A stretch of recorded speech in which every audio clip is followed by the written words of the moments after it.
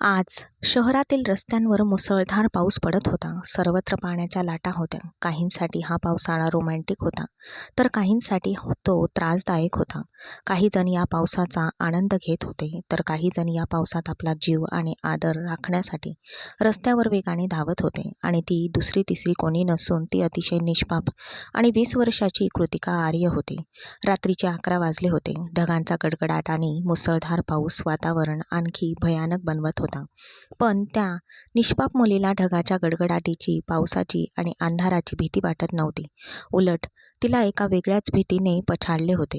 जर ती त्या लोकांच्या हाती लागली तर तिचे आयुष्य उद्ध्वस्त होईल. तिला या संकटातून कसे तरी बाहेर पडायचे होते आणि ती पूर्ण वेगाने धावत होती. त्याशिवाय समस्या अशी होती की तिने एक जड लग्नाचा लेहंगा घातला होता, जो पाण्यात भिजल्यानंतर आणखी जड झाला होता आणि आता ती तो हाताळू शकत नव्हती. पण तरीही तिने हिंमत गमावली नाही आणि तिचा लग्नाचा लेहंगा धरून वेगाने पुढे धावत होती. या क्षणी ती वधूच्या रूपात खूप सुंदर दिसत होती. तिच्या डोळ्यांतून वाहणारे अश्रू पावसाच्या पाण्यात विरघळत होते. तिच्या थरथरत्या ओठांवर फक्त एकच विनंती होती, अरे देवा, मला वाचव, मला मदत कर, मला त्या क्रूर लोकांपासून वाचव. ती खूप सुंदर होती आणि तिचे डोळे काचेसारखे चमकत होते. नाजूक लहान कृतिका सतत धावत होती आणि रडत होती. तिला फक्त एकच भीती होती की ती पकडली जाईल. ती वारंवार मागे वळून पाहत होती. यावेळी काही लोक तिचा पाठलाग करत होते आणि त्यापैकी एक प्रताप मेहरा होता. प्रताप मेहरा हा दुसरा तिसरा कोणी नसून कृतिका ज्याच्यापासून पळून आली होती तोच होता. ती प्रताप मेहराशी लग्न करणार होती. 28 वर्षाचा तरुण आणि बलवान प्रताप वराच्या वेशात तिच्या मागे धावत होता आणि तिला हाक मारत होता, कृतिका थांब, नाहीतर माझ्यापेक्षा वाईट कोणीही होणार नाही. तो तिला वारंवार थांबवण्याचा प्रयत्न करत होता. तू हे बरोबर करत नाहीस कृतिका. आज तू कधीपर्यंत पळणार आहेस? वादळ आले तरी तू माझ्यापासून पळून जाऊ शकत नाहीस. तर तुला माझ्याकडूनच कळेल. त्याच्या या धमक्या ऐकून कृतिका आणखी घाबरली आणि वेगाने पळू लागली. धावत असताना ती एका पुलावर चढली, ज्या खाली वेगाने वाहने जात होती. तिचा श्वास वेगाने वर खाली होत होता. आता तिची हिंमत कमी होऊ लागली होती. एक दीर्घ श्वास घेत ती क्षणभर थांबली आणि मागे वळून पाहू लागली. अचानक काही माणसे दुसऱ्या बाजूने येताना दिसली. ती दुसऱ्या बाजूने धावू लागली, पण प्रताप आधीच त्याच्या माणसांसोबत उभा होता आणि तिच्याकडे राक्षसी हास्याने पाहत होता. आता ती पूर्णपणे अडकली होती. प्रताप आता तिच्याकडे जाऊ लागला. तो म्हणाला होता, थांब, तू मला कशी भेटणार नाहीस. तू पळून जाऊ शकली असतीस आणि आता तू माझ्या तावडीत आहेस. एक कमकुवत आणि एकाकी मुलगी किती काळ भांडू शकते. पण तू कधीच माझे ऐकत नाही जान. बघ, तुझ्या हट्टीपणा सोडून दे आणि चांगल्या मुलीप्रमाणे माझ्यासोबत ये आणि लग्नाचे सर्व विधी लवकर पूर्ण कर. पाहुणेही तिथे वाट पाहत आहेत. तुला माहीत आहे बाबांचा राग किती धोकादायक आहे. जर तो एकदा रागावला तर तो तुला काय करेल हे तुला चांगलेच माहीत आहे. तो कृतिकापासून काही अंतरावर उभा होता. मग कृतिका तिच्या थरथरत्या आणि रडणाऱ्या आवाजात म्हणाली, आज काहीही झाले तरी प्रताप, जरी मी माझा जीव गमावला तरी मी तुझ्याशी कधीही लग्न करणार नाही. हे ऐकून तिने एक दीर्घ श्वास घेतला आणि डोळे मिटले. जणू ती खूप मोठ्या गोष्टीचा विचार करत होती. आणि दुसऱ्या क्षणी तिने पुलावरून खाली उडी मारली. तिला उडी मारताना पाहून प्रताप मोठ्याने ओरडला, कृतिका. मग रागाने त्याच्या माणसांकडे पाहत तो म्हणाला, तुम्ही माझा चेहरा का पाहत आहात? जा आणि बघा ती जिवंत आहे की मेली आहे. त्यांच्या मालकाचा आदेश ऐकून त्याचे लोक पटकन पुलाखालून पळाले. त्याचे सर्व लोक इकडे तिकडे विखुरले आणि कृतिकाचा शोध घेऊ लागले. पण त्यांनी तिला खूप शोधले आणि कृतिकाची गोष्ट म्हणजे त्यांना ती कुठेही सापडली नाही. शेवटी त्यांना ती कशी सापडेल? ती दुसरीकडे कुठेतरी पोहोचली होती. जेव्हा कृतिकाने पुलावरून उडी मारली तेव्हा सामानाने भरलेला एक ट्रक खाली जात होता. तो कपड्यांच्या गठ्ठ्यांनी भरलेला होता आणि ती थेट त्या ट्रकवर पडली. प्रताप रागाने ओरडला, कृतिका, तू चांगले केले नाहीस. तू माझ्यापासून पळून जाऊ शकत नाहीस. एक दिवस मी तुला शोधून काढेन. मग मी तुझ्यासोबत असे काही करेन ते पाहून तुझ्या 7 पिढ्याही थरथर कापतील. तू माझ्यापासून किती काळ पळून जाणार आहेस? दुसरीकडे घाबरलेली कृतिका ट्रकमध्ये बसून स्वतःला नियंत्रित करत राहिली. आता तिला थोडासा आराम वाटत होता. देवा, लाखो वेळा धन्यवाद. तू मला त्या सैतानापासून वाचवलेस. पण आता मी कुठे जाऊ? माझे या जगात कोणीही नाही. ती एका समस्येतून बाहेर पडली होती, पण आता तिच्यासमोर दुसरी समस्या उभी होती की तिला आधार नव्हता. मग 3 तासांच्या लांब प्रवासानंतर ट्रक अखेर गुलाबी शहरात पोहोचला आणि एका हॉटेलवर थांबला. जिथे सगळे चहा पिण्यासाठी येत असत. संधी चांगली होती. तिने पटकन आजूबाजूला पाहिले. ट्रकभोवती कोणीही नव्हते. ती सर्वांच्या नजरेतून सुटून ट्रकमधून चोरून खाली उतरली. तिचे कपडे अजूनही ओले होते. ती स्वतःला लपविण्यासाठी जागा शोधू लागली. ही रात्र आरामात जाईपर्यंत मला कुठेतरी लपून बसावे लागेल असा विचार करून ती लोकांच्या नजरेपासून लपून हॉटेलच्या मागे आली, जिथे खूप शांतता होती. तिला एका कोपऱ्यात जागा सापडली आणि ती बसली. पण तिला हे माहीत नव्हते की एका मुलाने तिला हॉटेलच्या मागे जाताना पाहिले होते. तो मुलगा त्यांच्या 3 मित्रांसह त्याच्या गाडीतून बसून दारू पीत होता आणि त्याने कृतिकाला ट्रकमधून उतरताना आणि हॉटेलच्या मागे जाताना पाहिले होते. आणि ती ज्या पद्धतीने शांतपणे चालत होती त्या मुलाने सर्व काही समजले होते. कृतिका अस्वस्थ आणि विस्कळीत अवस्थेत भिंतीला डोके टेकून बसताच तिचे डोळे मिटले आणि 2 तासांपूर्वीचे सर्व क्षण तिच्या डोळ्यांसमोर येऊ लागले. बाबा, तुम्ही हे करू शकत नाही. हे फसवणूक आहे. तुम्ही माझा विश्वासघात केला आहे. तुम्ही मला या क्रूर जगात एकटे सोडून कसे जाऊ शकता? तिच्या वडिलांना अचानक हृदयविकाराचा झटका आला होता आणि त्यांच्या मृत्यूने कृतिकाच्या शरीरातूनही जीव घेतला होता. तिची आई तिच्या बालपणात गेली होती. फक्त वडील होते आणि आता तेही तिला या क्रूर जगात एकटे सोडून निघून गेले होते. तिचे हृदय वितीर्ण झाले होते. संपूर्ण रुग्णालयात तिच्या ओरडण्याचा आवाज घुमत होता. स्वतःची काळजी घे बेटा. देव जे काही करतो त्यात काहीतरी चांगले असतं. आणि मग कदाचित तुझ्या वडिलांकडे फक्त एवढाच श्वास शिल्लक होता. देवाने त्यांना स्वतःकडे बोलावलं. कृतिकाच्या वडिलांचा दत्तक भाऊ सूरज मेहरा तिला सांत्वन देताना म्हणाला, ती फुलापेक्षाही नाजूक आहे. सोनेरी डोळ्यांची एक अतिशय सुंदर मुलगी आहे. ती त्या क्षणी विव्हळत होती. तिला तिच्या वडिलांचे अंतिम संस्कार कसे केले हे देखील माहीत नव्हते. ती भान गमावून बेशुद्ध झाली होती. शुद्धीवर आल्यानंतरही ती जोरात रडत होती. तिला वाटले की तिचे सर्वस्व हिरावले जात आहे. भूक आणि तहान विसरून तिला फक्त तिच्या वडिलांची आठवण येत होती. ती रडत राहिली. सूरज मेहरा आणि त्याचे कुटुंब आता तिच्या आलिशान बंगल्यात कायमचे राहायला आले होते. जगाला दाखवण्यासाठी आणि स्वतः कृतिकाला दाखवण्यासाठी. तो तिचा खूप मोठा सहानुभूतिकार होता. कृतिकाला याची पूर्णपणे जाणीव नव्हती आणि ती बाजूला पडून राहिली. हळूहळू त्यांनी व्यवसाय आणि घर दोन्ही ताब्यात घेतले होते. एके दिवशी जेव्हा कृतिका तिच्या वडिलांच्या खोलीत आली तेव्हा त्यांच्या खोलीत दुसऱ्यांचे सामान पाहून ती धक्का बसला. तिने ओरडून तिच्या नोकरांना बोलावून विचारले, माझे वडील वारून 1 महिनाही झाला नाही. त्यांच्या वस्तू इथून कोणी काढल्या? शेवटी या खोलीवर त्यांचा हक्क सांगण्याची हिंमत कोणात आहे? छोटी मॅडम साहेब वारताच सूरज साहेब सगळं काही ताब्यात घेत आहेत. तू दुःखात बुडाली होतीस. तू बेशुद्ध होतीस आणि त्यांनी याचा फायदा घेतला आणि त्याहूनही अधिक म्हणजे त्यांचा मुलगा प्रतापनेही संपूर्ण व्यवसाय ताब्यात घेतला आहे आणि त्यांच्या आईने संपूर्ण घर ताब्यात घेतले आहे. आम्ही तुला सांगण्याचा प्रयत्न केला, पण तू कधीच काहीही ऐकले नाहीस. जेव्हा जेव्हा आम्ही तुझ्या खोलीत प्रवेश करण्याचा प्रयत्न केला तेव्हा तू ओरडायचीस आणि संपूर्ण खोली गोंधळ करायचीस आणि वस्तू फेकायला सुरुवात करायचीस. आम्ही घाबरून मागे वळायचो. तिची एक निष्ठावंत दासी सुनीता मान खाली घालून संपूर्ण सत्य सांगत होती. कृतिकाला धक्का बसला. तिने रागाच्या भरात इतका मोठा विश्वासघात उघड केला. तिने तिच्या वडिलांच्या खोलीत ठेवलेल्या वस्तू बाहेर फेकायला सुरुवात केली. हे काय चाललंय? मग सूरज मेहरा त्याच्या पत्नीसोबत घरात शिरला. तेव्हा त्याने पाहिले की त्याचे सामान बाहेर जमिनीवर पडलेले आहे आणि हे सर्व पाहून तो संतापला होता. तो रागाने ओरडला तर कृतिकाही त्याच्यासमोर ओरडत आली. माझे घर, माझ्या वडिलांचा व्यवसाय आणि त्यांची खोली ताब्यात घेण्याची तुझी हिंमत कशी झाली? मी तिथे माझ्या वडिलांसाठी शोक करत बसले होते. तुम्हाला वाटले की हे सर्व तुमचे झाले आहे. मी अजूनही जिवंत आहे. विनोद आर्यची मुलगी कृतिका आर्य अजूनही जिवंत आहे. त्यांच्या सर्व मालमत्तेवर माझा हक्क आहे. तुम्ही ऐकले का? ती तिच्या आवाजात ओरडली. मग सूरज मेहरा पुढे आला आणि तिच्या चेहऱ्यावर निर्दयीपणे चापट मारली. ती फुलासारखी नाजूक होती. तिच्या वडिलांनी तिच्याशी कधीही मोठ्या आवाजात बोलले नव्हते. तिला थप्पड सहन झाली नाही आणि ती जमिनीवर पडली. तिचे ओठ फाटले. तिचा मऊ नाजूक गाल निळा झाला. तिने आश्चर्याने सूरजजीकडे पाहिले, जो तिच्या वडिलांसमोर कृतिकाशी फुलासारखे बोलत असे. त्याच्या शैलीत प्रेमाचा वर्षाव असायचा. पण आज जेव्हा तिचे वडील तिच्यासोबत नव्हते तेव्हा सैतानाचा खरा चेहरा उघड झाला. वारस? जेव्हा मी ही वारस कापून फेकून देईन तेव्हा मला कोण विचारेल? हो, यावेळी तू फक्त माझ्या दयेवर आहेस, समजून घे.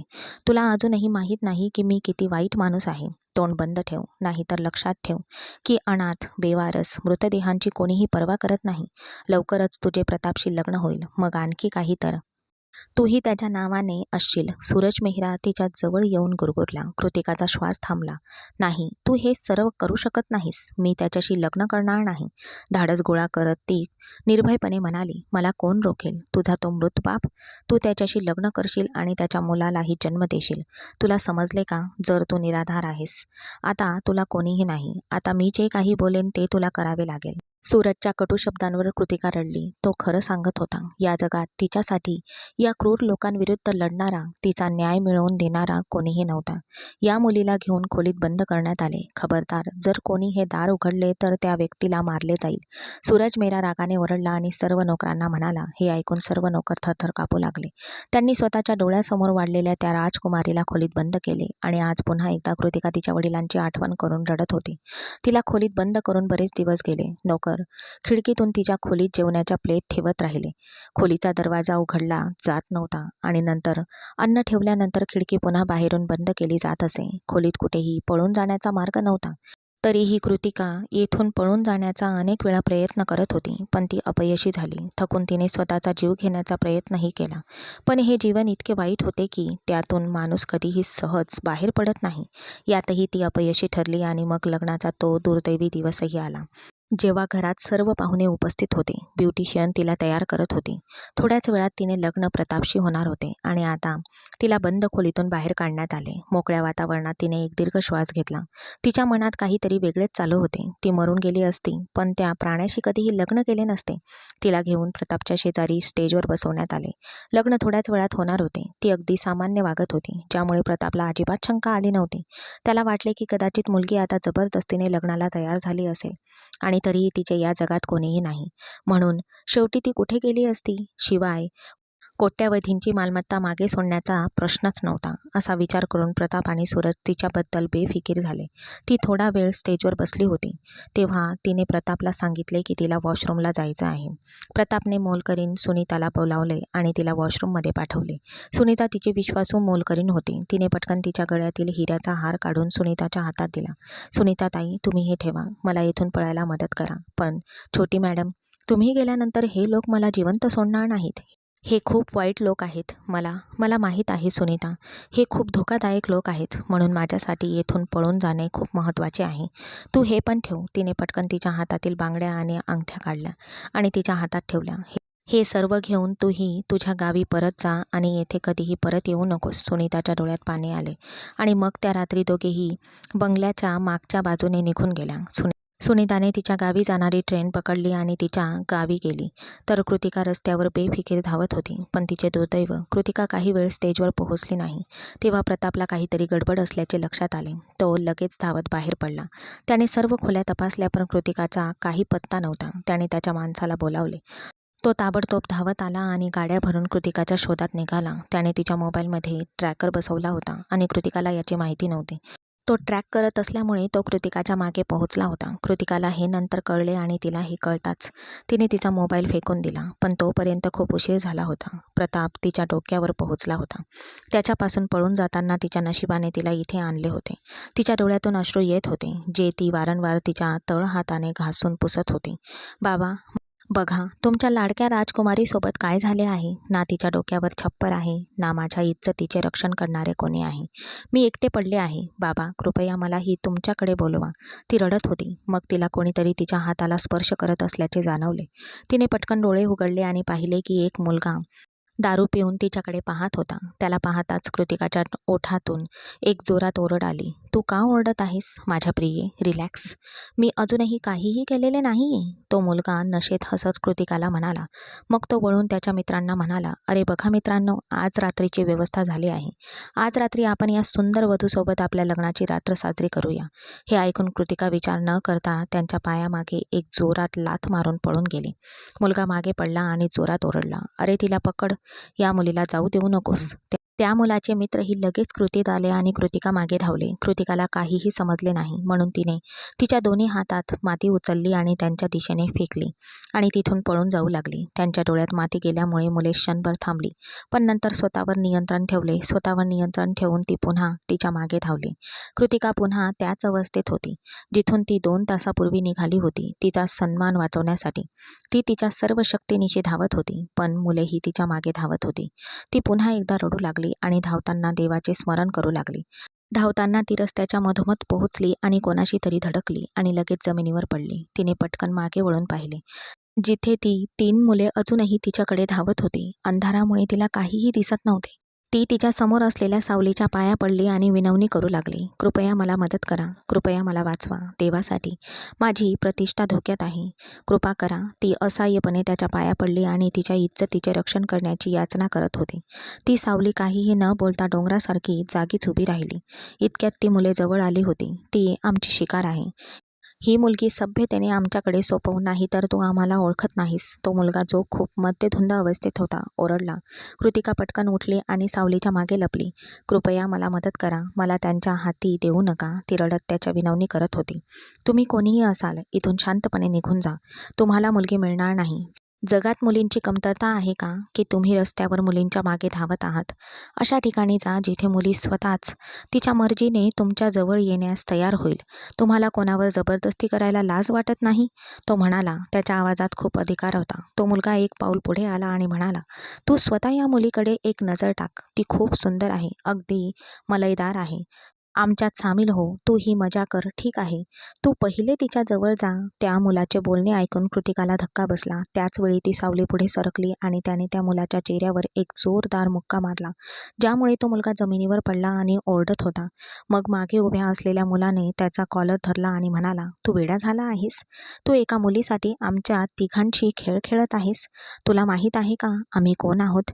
ज्याला तू आत्ताच मुक्का मारलास तो कमिशनरचा मुलगा आहे. आता बघ, आम्ही तुझ्यासमोर असलेल्या या मुलीचे काय करतो? असे म्हणत त्या मुलाने मागे उभ्या असलेल्या कृतिकाकडे हात पुढे केला.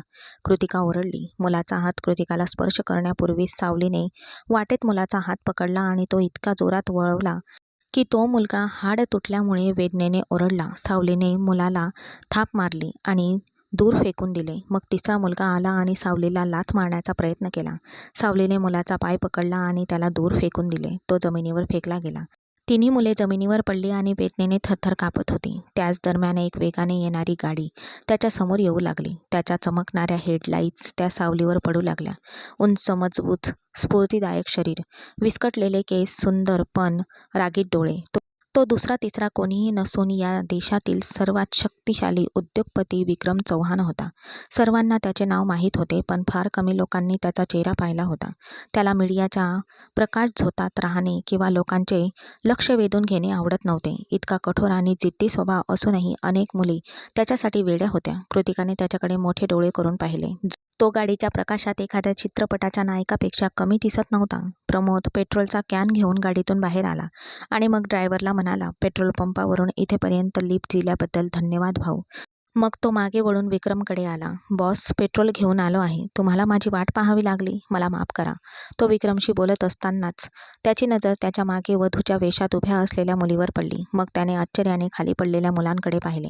बॉस, काही अडचण आली आहे का? ही मुले कोण आहेत? परिस्थिती समजून घेण्याचा प्रयत्न करत त्याने रागाने भरलेल्या त्याच्या बॉसला हे विचारले.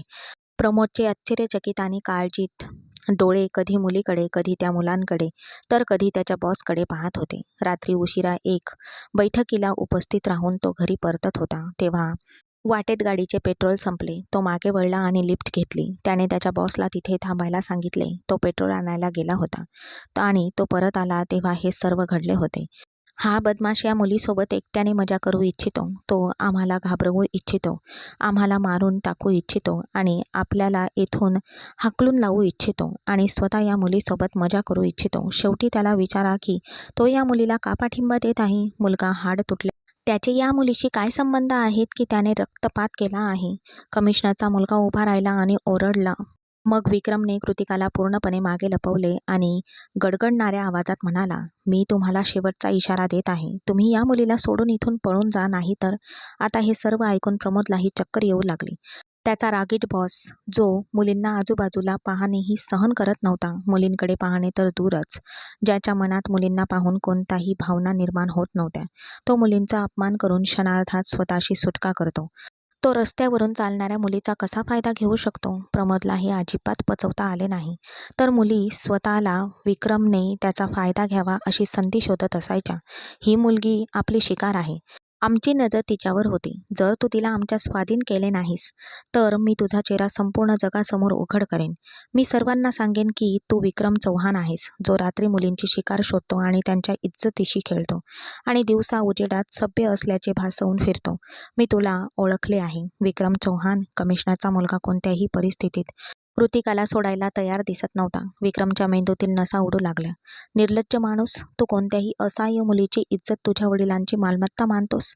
मला स्वतःसारखी मानण्याची चूक तू कशी केली? मला धमकी देण्याची तुझी हिंमतच कशी झाली? तुला तुझ्या पुरुषत्वावर खूप अभिमान आहे. मी जगाला तुझ्या पुरुषत्वाचा तमाशा दाखवेन. राहिली गोष्ट या मुलीची, तर विक्रमच्या बायकोला हात लावण्याची कोणाची हिंमत आहे का? जर तुमच्यात हिंमत असेल तर येऊन दाखवा.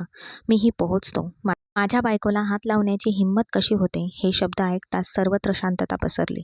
कृतिका दगडासारखी तिथेच उभी राहिली आणि तिचे मन धक्क्याने बंद झाले. मग विक्रमने गर्जना केली आणि प्रमोदला पेन आणि डायरी आणण्यास सांगितले. प्रमोद बाटलीतून जिन्यासारखा जिन निघावा तसा धावत गेला आणि पटकन पेन आणि डायरी आणली, जी विक्रमने त्याच्या हातातून हिसकावून घेतली. मुली, मला तुझे नाव आणि तुझ्या वडिलांचे नाव सांग. तो मागे वळून घाबरलेल्या कृतिकाकडे आला आणि कर्कश आवाजात म्हणाला. कृतिका फक्त दगडासारखी त्याच्याकडे पाहत होती. तिला त्याचा आवाज येत नव्हता. तू बहिरी आहेस का? लवकर मला तुझे नाव आणि तुझ्या वडिलांचे नाव सांग. तो मोठ्याने बोलताच ती घाबरत म्हणाली, हो कृतिका आर्य. तिचे हृदय जोरात धडधडत होते. तो काय करत आहेस? मला तुझ्या वडिलांचे नाव लवकर सांग. हो हो, माझ्या वडिलांचे नाव विनोद आर्य आहे. डायरीत तिचे आणि तिच्या वडिलांचे नाव नोंदवल्यानंतर त्याने डायरीत दुसरे काहीतरी लिहिले आणि नंतर प्रमोदला म्हणाला, प्रमोद, गाडीत ठेवलेला चाकू घेऊन ये. यावेळी प्रमोद देखील घाबरला होता. बॉस, चाकू? चाकूचे काय करायचे? मी म्हटले ते घेऊन या. प्रमोद पुन्हा बाटलीतून बाहेर पडणाऱ्या जिन्यासारखा गायब झाला होता आणि गाडीतून चाकू बाहेर काढला. बॉस, पण प्रमोद काही बोलण्यापूर्वीच विक्रमने चाकू घेतला आणि त्याच्या अंगठ्यावर वार केला. त्याच्या अंगठ्यातून रक्ताचा एक तीक्ष्ण धारा बाहेर पडली. पुढच्या क्षणी पुढे जाऊन त्याने कृतिकाची मांग भरली आणि आता ही माझी पत्नी कृतिका आर्य आहे. विनोद आर्यची मुलगी विक्रम चौहानची पत्नी झाली आहे. आता मला सांग, तुला या नात्याबद्दल काही बोलायचे आहे का? तो क्षणभर डोळ्यात वेडेपणा घेऊन कृतिकाला विचारत होता.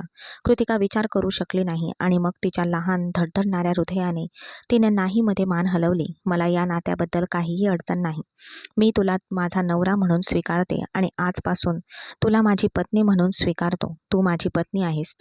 त्याने वळून त्या मुलांकडे पाहिले आणि मोठ्याने ओरडला. मग पुन्हा पेन आणि डायरी घेऊन त्याने त्यावर पटकन काहीतरी लिहायला सुरुवात केली आणि कृतिकाला सही करण्यास सांगितले. कृतिकाने कागदावर लिहिलेली ओळ वाचली तेव्हा तिच्या डोळ्यात पाणी आले. त्याने लिहिले होते की, मी माझ्या पूर्ण होशात या मुलीशी लग्न करत आहे. माझ्यावर कोणतीही जबरदस्ती नाही आणि ती मुलगी म्हणजेच कृतिका आर्य देखील तिच्या पूर्ण होशात लग्न करण्यास तयार आहे. कृतिकाने थरथरत्या हातांनी कागदावर सही केली. आतापासून ती माझी पत्नी आहे. माझा आदर आता तुम्हा सर्वांना कोणीही वाचवू शकत नाही. त्याने कृतिकाच्या हातातून कागद घेतला आणि प्रमोदला दिला. सगळे पाहत होते. प्रमोदही दगडासारखा त्याच्या जागी उभा होता. चल, पळून जाऊ इथून. हा माणूस वेडा आहे. चल यार. भीतीने त्याच्याकडे पाहणारी ती 3 मुले तिथून पळून गेली. प्रमोद, मला उद्याच ही मुले हवी आहेत. विक्रम त्या धावत्या मुलांकडे पाहत होता. त्यांच्या डोळ्यात भीती होती. तो शांतपणे उभा असलेल्या प्रमोदला म्हणाला, हो हो बॉस, मी त्यांना शोधतो. एवढेच तो म्हणाला. आता विक्रम एक दीर्घ श्वास घेत मागे वळून त्या घाबरलेल्या मुलीकडे पाहू लागला, जी कदाचित त्याच्यापेक्षा 9-10 वर्षांनी लहान होती आणि तिच्या लग्नातून पळून आली होती आणि इथे या संकटात अडकली होती. बघ, आता जे काही घडले ते फक्त त्या मुलांना घाबरवण्यासाठीचे नाटक होते. यात 1% सत्य नाही. असे म्हणत त्याने खिशातून रुमाल काढला. त्याने तिच्या मांगमध्ये भरलेले रक्त पुसण्यासाठी हात पुढे केला. ठीक आहे, घरी पोहोचल्यावर मी ते धुवून टाकेन. कृतिका न कळत थोडी मागे सरकली. बघ मुली, हे सगळं करून आई वडील, कुटुंब आणि मुलांच्या जगासमोर किती बदनामी होते याची तुला कल्पना नाही. तू घरातून पळून जाण्यामागे काहीतरी कारण असेलच, पण हे चुकीचे आहे. तर चल, मी तुला तुझ्या घरी सोडतो. मी तुझ्या आई वडिलांशीही बोलतो. सगळं ठीक होईल. विक्रम थोडा शांत झाल्यावर तो कृतिकाच्या दगडी डोळ्यात पाहू लागला. मी अनाथ आहे. या जगात माझे कोणीही नाही. गाडीकडे जाणारा विक्रम तिचा थंड आवाज ऐकून अचानक थांबला. कृतिका म्हणाली, कृपया मला तुमच्यासोबत घेऊन जा. तेव्हा तो आश्चर्यचकित झाला आणि मग थोडा वेळ विचार करून विक्रमने एक मोठा निर्णय घेतला. दुसऱ्या क्षणी ती त्याच्या गाडीत त्याच्या शेजारी बसली होती. त्या रस्त्यापासून चौहान विलापर्यंत तिने तिच्या आयुष्याची संपूर्ण कहाणी त्याच्यासमोर उघड केली होती. विक्रम तिच्या वडिलांचे नाव ऐकून आधीच धक्क्यात होता. विक्रम विनोद आर्यला खूप चांगले ओळखत होता. तो त्याच्या व्यवसायामुळे त्याला एकदा भेटला होता आणि त्याला कळले की तो आता या जगात नाही. त्यावेळी तो देशाबाहेर होता. कृतिका त्याच्यासाठी अनोळखी नव्हतीच आणि तो तिला परिस्थितीच्या दयेवर सोडू शकत नव्हता. कारण आता तिचे आयुष्य उद्ध्वस्त होणार आहे हे त्याला माहीत होते. तिचे या जगात खरोखरच कोणीही नव्हते. गाडी एका चकाचक आलिशान राजवाड्यासमोर थांबली. कृतिका शांत आणि आश्चर्यचकित झाली. ती त्या राजवाड्याकडे पाहू लागली, जो त्याच्या सर्व वैभवाने आणि भव्यतेने चमकत उभा होता. ये, एवढं बोलून विक्रम गाडीतून खाली उतरला आणि तिची शांतपणे खाली उतरली आणि त्याच्या मागे उभी राहिली. बघ, मी माझ्या कुटुंबासमोर सर्व काही सांभाळेल. तू फक्त तुझे तोंड बंद ठेव, ठीक आहे? घरात जाण्यापूर्वी तो तिला समजावून सांगू लागला. कृतिका मान हलवत त्याच्या मागे निरागसपणे पाहू लागली. तिला यावेळी तो खूप गोंडस वाटत होता. तिच्या वडिलांनंतर जर ती कोणत्याही पुरुषाच्या प्रेमात पडली असेल तर तो फक्त विक्रम होता. विक्रम पुढे होता आणि ती त्याच्या मागे होती. तेवढ्यात प्रमोदचा आवाज आला. साहेब, तुम्ही हे घ्यायला हवे होते, तो म्हणाला. तो कागद त्याच्याकडे दिला. विक्रमने पुढे होऊन त्याच्या हातातून तो घेतला. तो पाहत होता. तो एक पूर्ण करार होता ज्यावर दोघांनी स्वाक्षरी केली होती. हे पाहून त्याने प्रमोदकडे रागाने पाहिले आणि काही काळापूर्वीचे दृश्य आठवले. घाबरून प्रमोद लगेच पळून गेला. विक्रमने कागद खिशात ठेवला आणि नंतर कृतिकाकडे पाहून आत गेला. पण हे काय होते? घरात अंधार होता. काहीही दिसत नव्हते. त्यांनी मला बैठकीतून घरी बोलावले. जणू काही वादळ आले आहे आणि आता सर्वत्र अंधार आहे. सर्वजण गायब आहेत. हे मर्यादेपलीकडे आहे यार, तो स्वतःशीच बडबडायला लागला. तर कृतिकाची अंधाराची भीती बाळगत न कळत विक्रमच्या जवळ आली आणि त्याच्याजवळ उभी राहिली. विक्रम तिच्यापासून दूर जाण्यापूर्वी संपूर्ण हॉल प्रकाशाने चमकू लागला. तुला वाढदिवसाच्या शुभेच्छा. सर्वजण वर्धापन दिनाचे गाणे मोठ्याने म्हणू लागले. समोरचे दृश्य पाहून अचानक सर्वांचे शब्द थांबले. प्रियंकाजींच्या हातात एक मोठा केक होता. सौरभजींच्या हातात एक वाद्य होते. आजोबांनी डोक्यावर मुलाच्या वाढदिवसाची टोपी घातली होती. तर ऋषभ आणि पूजा टाळ्या वाजवत होते. वधूच्या वेशात सजलेली एक गोंडस मुलगी तिच्या भावासोबत त्याच्या इतक्या जवळ उभी पाहून सर्वजण जणू काही पुतळ्यात बदलल्यासारखे थिजले. आम्ही तुलाच आश्चर्यचकित करण्यासाठी इथे बसलो होतो, पण तूच आम्हाला आश्चर्यचकित केले आहेस. आजोबा धक्क्यातून बाहेर आले. तू काय केलेस विक्रम? तू लग्न केलेस? आम्ही तुझे शत्रू होतो का? आम्ही तुझ्या लग्नासाठी खूप आग्रही होतो. लग्न कर, लग्न कर, पण तू लग्नाच्या नावाखाली लग्नाच्या हॉलमध्ये जायचास. आता तू स्वतः रात्रीच्या अंधारात कोणाच्या तरी वधूसोबत पळून आला आहेस. तुझ्या आईला तुझ्या लग्नासाठी किती इच्छा आहेत याचा विचारही केला नाहीस. सौरभजी हे बोलताच विक्रमला धक्का बसला. दरम्यान प्रियंकाजी तिच्या लाडक्या मुलाकडे, घरातील सर्वात मोठ्या मुलाकडे डोळ्यात अश्रू आणून पाहत होती. मी तुझ्या प्रेमकथेतील खलनायक बनले होते का विक्रम, जे तू तुझ्या आईलाही सांगितले नाहीस? मी लग्नाची मिरवणूक मोठ्या अभिमानाने काढली असती. मी माझ्या सोनीला मोठ्या थाटामाटात आणायला गेले असते. ती बडबडली. सगळे आपापल्या पद्धतीने बोलत होते. पूजा हसत हसत ऋषभला म्हणाली, बाय द वे भाभी खूप लहान आणि गोंडस आहे. तुला जे काही म्हणायचं आहे ते बोल. मला भाभीच्या रूपात एक गोड मुलगी मैत्रीण मिळाली आहे. आता मी या वेड्यापासून मुक्त होईल. ती माझी मैत्रीण होईल आणि आम्ही दोघेही ऋषभचा पाय ओढू. पूजा आनंदाने किलबिलाट करत म्हणाली. तेवढ्यात विक्रमने उद्गार काढले. पुरे झाले. तुम्ही सर्वजण गप्प बसा. प्रत्येकजण जे काही मनात येईल ते बोलत आहे. कोणीतरी माझेही ऐकावे. त्याचा आवाज ऐकून सर्वजण गप्प बसले. कृतिकाही त्याच्याकडे वळून पाहत होती. ती माझी पत्नी नाही किंवा मी तिला लग्नातून पळून नेले नाही. मी जे काही सांगणार आहे ते ऐकून तुम्ही सर्वजण आश्चर्यचकित व्हाल. ही विनोद आर्यची मुलगी आहे. त्याच बांधकाम कंपनीचे मालक जे 2 वर्षापूर्वी वारले. विक्रमने मग कृतिकाने त्याला सांगितलेल्या सर्व गोष्टी सांगितल्या.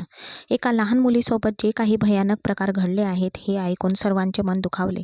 तरीही तिला आधार देणारे कोणीही नव्हते. आजोबा पुढे आले आणि तिच्या डोक्यावर हात ठेवून म्हणाले, काळजी करू नकोस बाळा. मी विनोद आर्यला ओळखत होतो. तो खूप चांगला आणि प्रामाणिक माणूस होता. आजपासून तो आमची मुलगी आहेस. तुला जोपर्यंत इथे राहायचे आहे तोपर्यंत तू इथे राहू शकतेस. तुला कोणी कोणीही काहीही भीती बाळगण्याची गरज नाही. आम्ही सर्व तुझ्यासोबत आहोत आणि तुला तुझे हक्क मिळतील. हे ऐकून कृतिकाचे मन आनंदाने भरून आले आणि तिने आजोबांना मिठी मारली. सौरभ आणि प्रियंकानेही तिच्यावर प्रेम करू लागले. हो, आम्ही सर्व तुझ्यासोबत आहोत. प्रियंका म्हणाली, पूजा, कृतिकाला तुझे कपडे दे, म्हणजे ती फ्रेश होईल. मी जेवण गरम करते. मुलीने काही खाल्ले आहे की नाही माहीत नाही, असे म्हणत ती स्वयंपाकघरात गेली. पूजाने कृतिकाला सोबत घेतले आणि तिच्या खोलीकडे निघाली. तेव्हा विक्रमला तिचे पाय दिसले. ती इतक्या वेळेपासून चप्पलशिवाय इकडे तिकडे धावत होती आणि तिच्या पायांना खूप दुखापत झाली होती. हे पाहून विक्रमला त्याच्या मनात काहीतरी जाणवले. दुसऱ्या दिवशी पूजा तिच्या विद्यापीठात जाण्याची तयारी करत होती. हे बघ यार, अजिबात काळजी करू नकोस. मी 12 वाजेपर्यंत परत येईल. ठीक आहे? तोपर्यंत काका आणि आजोबा आहेत. त्याच्यासोबत वेळ घालव. पूजा तिच्या गालावर हात ठेवत निघून गेली. कृतिका खोलीत एकटीच बसली होती. तेवढ्यात दाराची बेल वाजली. तिने हळूच उठून दार उघडले. विक्रम तिथे उभा होता. तपकिरी रंगाच्या 3 पीस सूटमध्ये. अविश्वसनीयपणे देखणा दिसत होता. त्याच्या चेहऱ्यावर हलके सौम्य हास्य होते. त्याला पाहून कृतिकाचा चेहरा उजळला. कशी आहेस? विक्रमने हळूच विचारले. मी ठीक आहे, ती हळूच म्हणाली. ती पुढे पाऊल टाकणारच होती तेव्हा ती अडखळली आणि पायाला दुखापत झाल्यामुळे जवळजवळ पडणारच होती. विक्रमने लगेच हात पुढे केला आणि तिला धरले. तिच्या चेहऱ्यावर वेदनेचा एक लखलखाट पसरला, पण विक्रमच्या जवळीकतेमुळे ती क्षणार्धात वेदना विसरली. विक्रमचे हृदयही धडधडत होते. हे पहिल्यांदाच घडत होते. काही क्षणांसाठी तो एकमेकांच्या नजरेत हरवले होते. मग विक्रमने स्वतःला सावरले आणि म्हणाला, इथे बस. तिचा हात धरून तिला बेडवर बसवण्यास मदत केली. तो तिच्या पायांजवळ बसला. तिच्या दुखापतग्रस्त पायांमुळे तो रात्रभर शांत झोपू शकला नाही आणि सकाळ होताच तो तिच्या पायांची तपासणी करायला आला. तू काय करतोयस? विक्रम, उठ, कृपया बस. कृतिका घाबरली, पण विक्रम काळजी न करता तिच्या नाजूक जखमी पायांकडे पाहत राहिला. कृतिका, हे खूप गंभीर जखमी आहेत. जर त्यांच्यावर योग्य उपचार केले नाहीत तर वेदना आणखी वाढू शकते. मी डॉक्टरांना बोलावतो. हे बरे होईपर्यंत तू फक्त आराम कर. असे म्हणून त्याने फोन उचलला आणि खोलीतून बाहेर पडला. प्रियंका आली, तिचा नाश्ता ट्रॉलीत घेऊन. अरे माझ्या मुली, ती उठली आहेस का? मी विचार केला होता की तू आराम करेपर्यंत मी तुझे जेवण आणि पेय खोलीत आणेल. ती हसली आणि तिच्या शेजारी बसली. कृतिका अश्रूंनी भरलेल्या डोळ्यांनी तिच्याकडे पाहत होती. अरे तू तू का रडत आहेस? प्रियंकाने तिला मिठी मारली. कृतिका उद्गारली, तुम्ही सर्व खूप छान आहात. मला तुम्ही सगळे खूप आवडलात. मी यापूर्वी कधीही अशा नात्यांचा, अशा प्रेमळ स्पर्शांचा अनुभव घेतला नव्हता. फक्त माझ्या वडिलांनीच मला वाढवले. त्यांच्याशिवाय माझं कोणीही नव्हतं. आज मी एकटी असले तरी मी एकटी नाहीये. तुम्ही सर्वांनी मला एका रात्रीत इतके प्रेम आणि आपुलकी दिली की जणू माझ्या सर्व जखमा बऱ्या झाल्यासारखे वाटते. ती तिच्या छातीशी चिटकून रडत होती. प्रियंका, जी तिच्या कपाळावर चुंबन घेत तिचे सांत्वन करत होती, तेवढ्यात सौरभजी आणि आजोबाही विक्रमसोबत खोलीत आले. डॉक्टरही त्यांच्यासोबतच होते. सर्व काही ठीक आहे. डॉक्टर का आले? प्रियंकाजी आश्चर्याने म्हणाली. तोच विक्रम. कृतिकाच्या डोळ्यात अश्रू पाहून प्रश्नार्थक नजरेने त्याच्या आईकडे पाहू लागला. मुलीचे मन आनंदाने भरून आले. हे डॉक्टर का आले आहेत ते मला सांग. विक्रमने मान हलवत त्याच्या आईला समजावून सांगितले. त्याने डॉक्टरांना कृतिकाची तपासणी करण्याचा इशारा केला. कृतिकाबद्दलची त्याची काळजी पाहून सगळे आश्चर्यचकित झाले आणि ते आतल्या आत हसत होते. माझा छोटा रुग्ण पूर्णपणे बरा आहे. तिच्या पायांना फक्त काही जखमा आहेत, ज्याच्यासाठी मी औषध लिहून देत आहे. आता तुम्हाला कृतिकाची काळजी घ्यावी लागेल. जोपर्यंत तिचे पाय बरे होत नाहीत, जणू काही ते त्याला काही महत्त्वाच्या कामासाठी आदेश देत आहेत. प्रियंकाजी तिच्या मुलाचा हा नवीन लूक पाहून आश्चर्यचकित झाल्या. सर्वांनी कृतिकाची खूप काळजी घेतली. शेवटी तिला पृथ्वीने गिळंकृत केले की आकाशाने. ती तुमच्या नजरेतून इतक्या अचानक गायब झाली की तिला शोधूनही ती सापडत नाही. मी तुम्हाला सांगतो प्रताप, जर ती सापडली नाही तर ही सर्व संपत्ती आणि मालमत्ता देखील आपल्या हातातून निघून जाईल. विचार करा की काहीही आपल्या हातात येणार नाही. मग सूरज मेहरा रागाने म्हणाला, बाबा, मी काल रात्रीपासून तिला शोधत आहे. मला माहीत नाही की ती कुठे गेली आहे. एकदा मला ती सापडली की मी तिला अशा पिंजऱ्यात बंद करेन की ती पळून जाण्याचा विचारही करणार नाही. तोच विक्रम त्याच्या आलिशान ऑफिसमध्ये बसून त्याच्या मोबाईलवर एक व्हिडिओ पाहत होता, ज्यामध्ये 2 मुलांना पोलिसांकडून मारहाण केली जात होती आणि तो फक्त एकच ओरडत होता, आम्हाला माफ करा. आता आम्ही कोणत्याही मुलीकडे पाहण्याचीही हिंमत करणार नाही. त्याने काल रात्रीच त्या मुलांना अटक केली होती. त्याचे वडील आपली शक्ती दाखवत होते, पण त्याच्या एका आवाजाने त्याचे वडीलही अवाक झाले. प्रमोद हसत त्याच्यासमोर उभा होता आणि सर्व काही सांगत होता. प्रमोद त्यांना शिक्षा करणे आवश्यक आहे, जेणेकरून भविष्यात ते मुलं कोणत्याही मुलीशी असे करण्याचा विचारही करणार नाहीत. तो गंभीरपणे म्हणाला, अगदी बरोबर साहेब, तुम्ही खूप चांगले केले आहे. पण आता या निष्पाप मुलीची मालमत्ता बळकावणाऱ्याचे काय होईल? प्रमोदने काळजीने कृतिकाला निष्पाप म्हटले. पण जेव्हा विक्रमची धोकादायक नजर त्याच्याकडे पाहू लागली तेव्हा त्याला अचानक त्याची चूक लक्षात आली. तो म्हणाला, सॉरी, त्याची पाळी लवकरच येईल.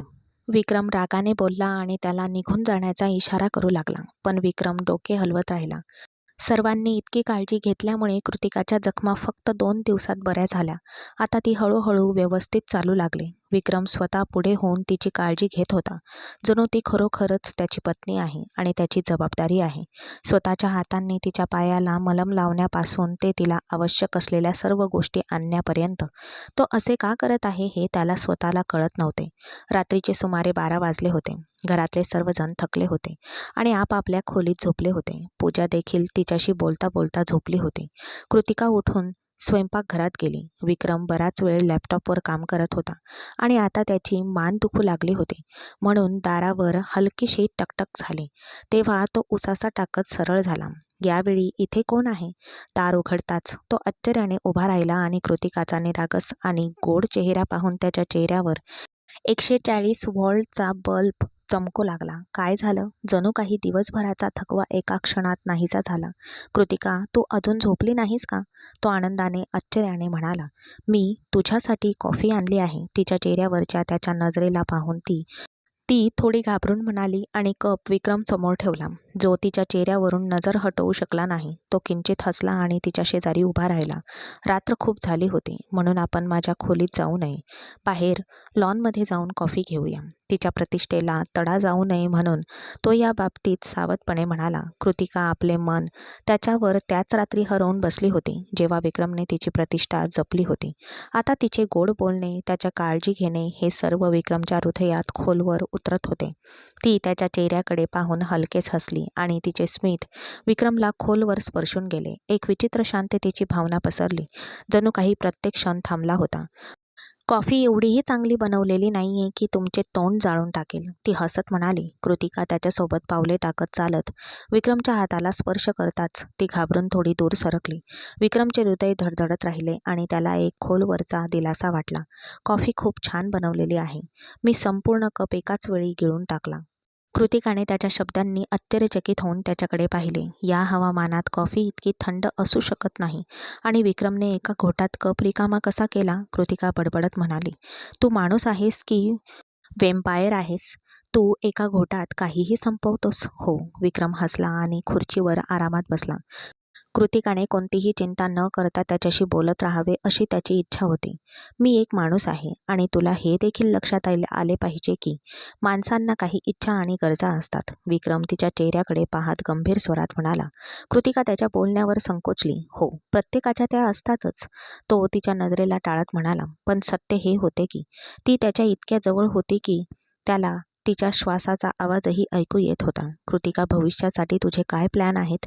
तू किती काळ एकटी राहणार आहेस? कोणीतरी जवळ असणे महत्त्वाचे आहे, नाही का? विक्रमच्या प्रश्नाने ती घाबरली. वळून तिने त्याच्याकडे असे पाहिले की जणू कोणीतरी तिचे हृदय घट्ट पकडले आहे. तिच्या शरीरात एक अस्वस्थता पसरली, जणू तो तिचा हात धरून कोणत्याही क्षणी काहीतरी बोलेल. मला कुणाची साथ का हवी आहे? मी कधीच असा विचार केला नव्हता. सगळे माझ्यासाठी आहेतच. दादू, आई, बाबा, पूजा, ऋषभ, ते पुरेसे आहेत, ती स्वतःवर नियंत्रण ठेवण्याचा प्रयत्न करत म्हणाली. पण तिच्या आवाजात थोडासा थरकाप होता. नाही कृतिका, विक्रम शांत पण ठाम आवाजात म्हणाला. ही नाती फक्त सांत्वन देणारी नाती आहेत. आम्ही सर्व तुझ्यासोबत आहोत, पण त्यांचे कोणतेही कायदेशीर ठोस अस्तित्व नाही. म्हणजे एक नाते जे पूर्णपणे तुझे आहे, जो तुझ्या हक्कांचे रक्षण करेल, तुझी काळजी घेईल, तुझ्यावर प्रेम करेल. विक्रमचा प्रत्येक शब्द कृतिकाच्या हृदयाला भिडला आणि ती पूर्णपणे थंड झाली. तिने आपला चेहरा बाजूला केला. हे नाते माझ्यासाठी महत्त्वाचे आहेत. प्रत्येकजण माझी काळजी घेतो आणि माझ्यावर प्रेम करतो, कृतिका ठामपणे म्हणाली. विक्रम हळुवारपणे म्हणाला. म्हणजे विशेष काळजी, पूर्णपणे वेगळ्या प्रकारची, कोणीतरी जो तुला खास वाटतो, तुझ्या हृदयापेक्षाही जवळचा कोणीतरी, ज्याची सावली तुझ्या आत्म्यापर्यंत पोहोचते.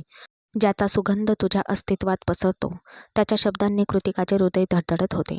ते अजूनही थरथर कापत होते. इतके असह्य, जणू काही तिला हालचाल करण्याची ताकदच नव्हती. तिने एक दीर्घ श्वास घेतला आणि निघून जाण्यासाठी वळली. तेव्हा यावेळी विक्रमची तिच्या मनगटावरची पकड मजबूत होती, पण श्वासही लागत नव्हता.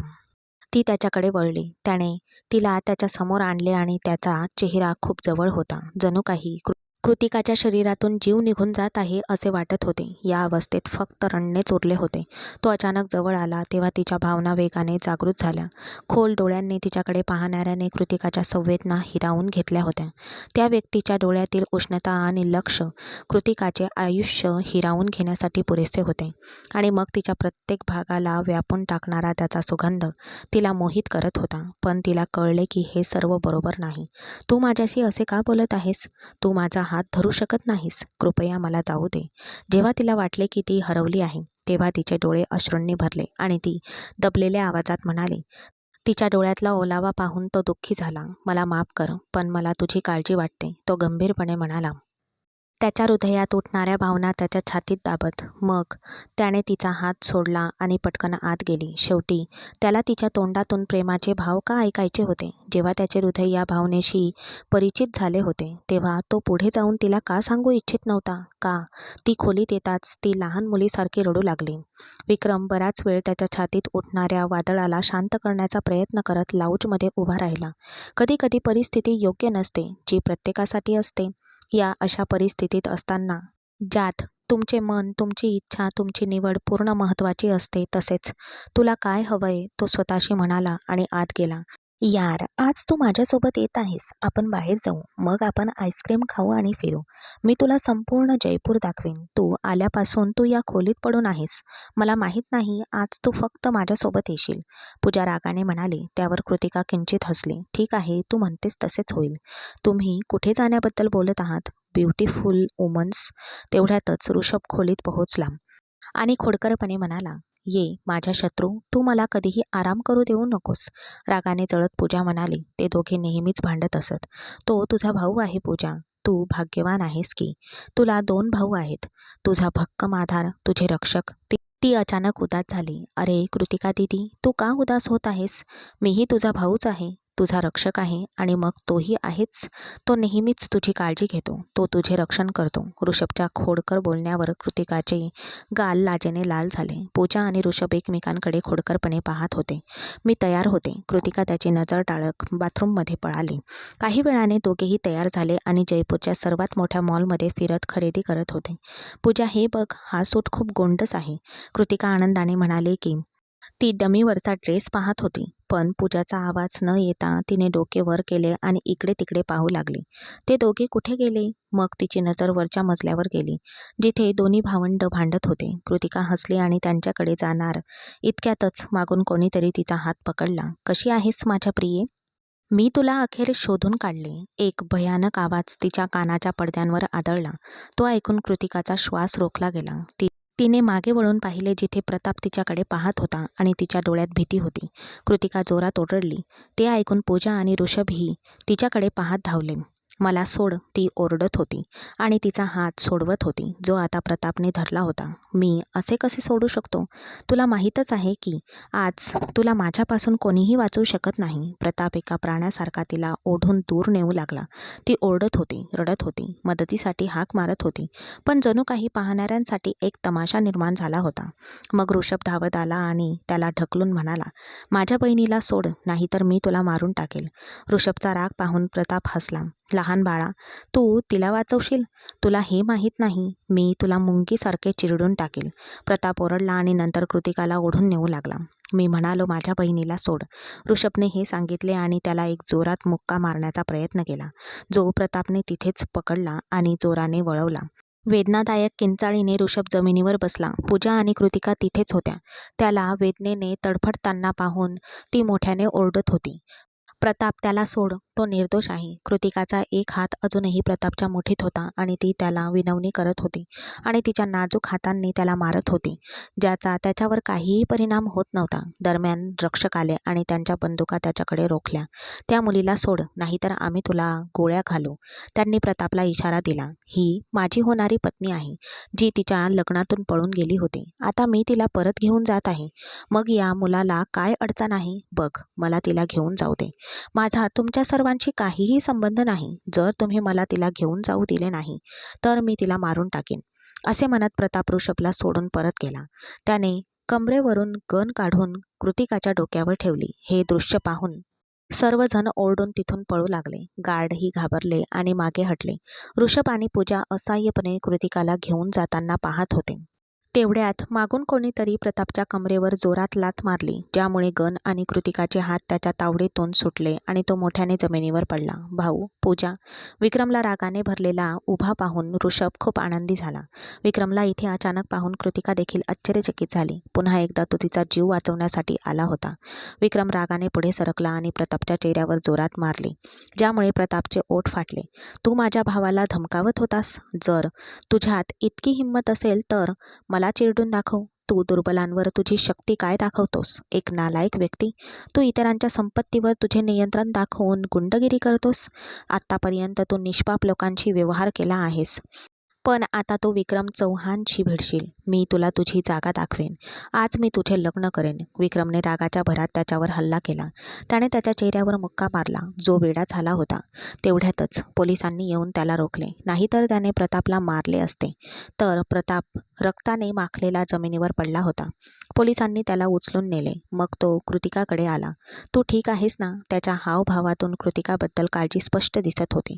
कृतिका स्वतःला रोखू शकली नाही आणि तिने नकळत त्याच्या हातावर डोके ठेवले आणि ती रडू लागली. ती आज खूप घाबरली होती. जर विक्रम पुन्हा एकदा तिच्या मदतीला आला नसता तर ती कदाचित त्याला कधीच भेटू शकली नसती. पूजा आणि ऋषभही तिच्याकडे आले. विक्रमने तिच्या डोक्याला हळुवारपणे हात लावला आणि तिला त्याच्या उपस्थितीची खात्री दिली. त्याचे हृदय नियंत्रणाबाहेर जात होते. त्याने तिला त्याच्या मजबूत आश्रयाला घेतले. कृतिका, कृपया रडणे थांबव. सर्व काही ठीक आहे. तो हळूच खाली वाकला आणि तिच्या कानाजवळ असे म्हणाला. मग कृतिका परिस्थिती समजून सरळ झाली आणि तिच्या डोळ्यातील अश्रू पुसू लागली. पूजाने तिला मिठी मारली. तू आता ठीक आहेस ना? त्यानंतर तो ऋषभशी बोलला. हो भाऊ, मी अगदी ठीक आहे. जर पूजाने तुला वेळेवर फोन केला नसता आणि तू जर इथे पोहोचला नसतास तर त्या दुष्ट माणसाने कृतिका दीदीला खरोखरच इजा केली असती. आम्ही खूप घाबरलो होतो. कृतिकाला रडताना पाहून ऋषभ म्हणाला. तुम्ही सगळे घरी जा आणि कोणालाही सांगू नका, ठीक आहे? मी त्याच्यावरून लग्नाचे भूत काढतो. रागाने हात चोळत तो असे म्हणाला. तिघेही घरी आले. विक्रम चौहान, तू चांगले केले नाहीस. तू माझ्या मुलाला जनावरासारखे मारलेस की त्याला रुग्णालयात दाखल करावे लागले आणि तू माझ्या भावी सोनेला बंदिवान ठेवले आहेस. मी तुझ्या विरुद्ध कायदेशीर कारवाई करेन आणि तुला कठोर शिक्षा करेन. सूरज मेहराला त्याच्या मुलाची स्थिती कळताच तो जयपूरला धावत आला आणि विक्रमच्या ऑफिसला पोहोचला आणि त्याला धमकावू लागला. विक्रमने त्याच्याकडे पाहिले. गुन्हेगार मला शिक्षा देण्याची धमकी देत आहे. तू विनोद साहेबांची मालमत्ता, व्यवसाय आणि घर ताब्यात घेतले आहेस. त्याची मुलगी त्याची वारस असूनही तू स्वतःला मालक समजतोस आणि तिच्यावर अत्याचार करतोस आणि जबरदस्तीने तिचे लग्न तुझ्या मुलाशी लावू इच्छितोस. तुला वाटते का मला खरे सत्य माहीत नाही? तुला आता स्वतःला वाचवण्याची काळजी करायला हवी, पण त्याऐवजी तू माझ्या ऑफिसमध्ये बसून दिखावा करत आहेस. तुला माहीत आहे का की मी आत्ता तुझे काय करू शकतो? त्याच्या धमकीने सूरज मेहरा हादरला. त्याचा आवाजही थरथरला. तू कोण आहेस? कृतिका माझी. ती माझ्या मुलीसारखी आहे, सूरज घाबरून म्हणाला. विक्रम हसून उभा राहिला. मुलगी? तो पुढे झुकून त्याच्या डोळ्यात पाहत म्हणाला.